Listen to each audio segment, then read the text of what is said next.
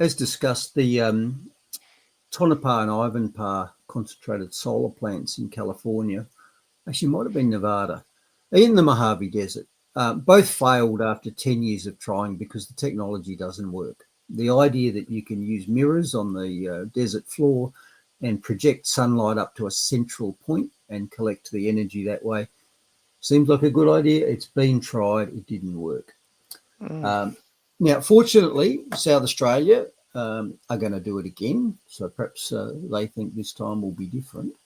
They're going to build the same sort of plant. So here's a picture of one of those two US plants. This is Tonopah, but Ivanpah was pretty much exactly the same. And here's a list of some of the reasons why concentrated solar, using mirrors on the ground to focus energy at a central collection point, here's some of the reasons why they just couldn't make it work there. First off, there are huge what they call round trip losses. And this is true of any sort of solar battery projects, and in fact, even hydraulic battery projects. If you think Snowy doesn't create energy, or Snowy 2, sorry.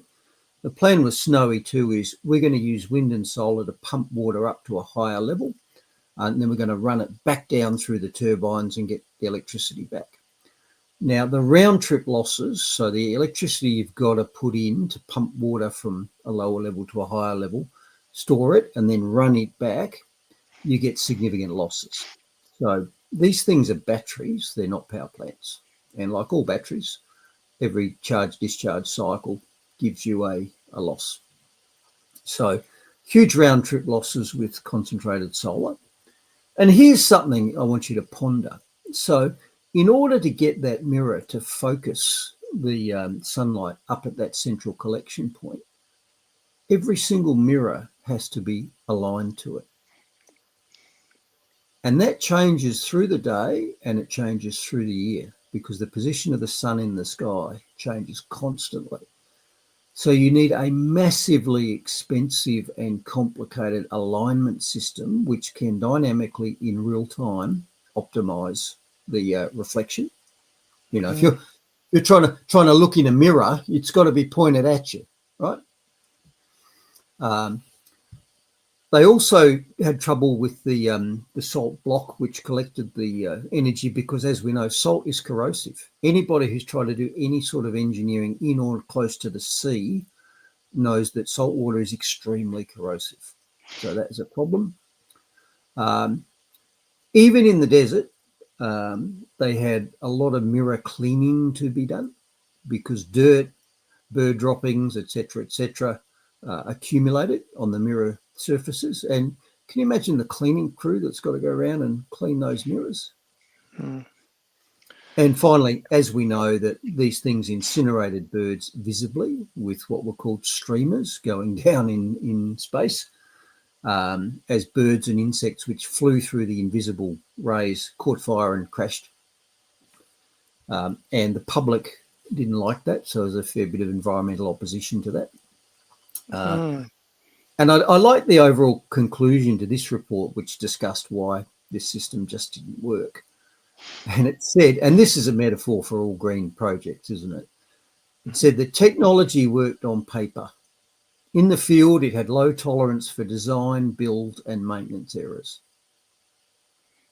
Sounds familiar with the whole renewable run out, doesn't it? Everything to do with that. I mean, we had proven, tested for decades and decades baseload power generation options, and let's just throw all that out the window, Bruce, for this pipe dream. Yep. Isn't it amazing? And it doesn't matter because, you know, the Peter Malinauskas South Australian socialist Labor government doesn't care because it's other people's money, because they just love spending other people's money. They don't care, and they want more of it. So they don't really care. And they don't care that we've just done a 10-year trial of the technology in one of the world's best places for collecting solar energy, and it didn't work. So South Australia is going to build one. And given that they will no doubt label this as an investment, I haven't heard yet, but it's got to have been, you know, a green energy investment. I bet you it's got to be.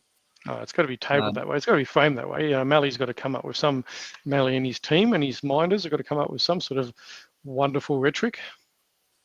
So given that it's going to be labelled an investment, I just wonder whether I could point the state of South Australia at the words of Sir John Templeton, who was a famous investor, banker and fund manager. Mm-hmm. And he said the four most dangerous words in investing are "this time it's different."